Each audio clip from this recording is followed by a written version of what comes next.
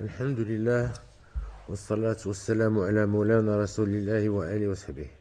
قال تعالى: إنا فتحنا لك فتحا مبينا. صدق الله العظيم.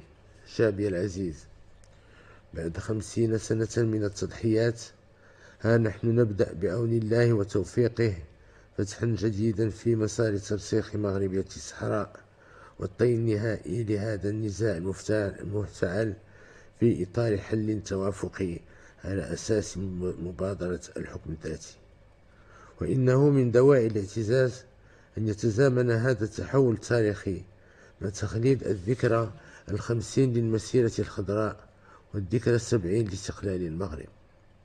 وبهذه المناسبة يسعدني أن أتقاسم معك اليوم مشاعر الارتياح لمضمون القرار الأخير لمجلس الأمن. إننا نعيش مرحلة فاصلة ومنعطفة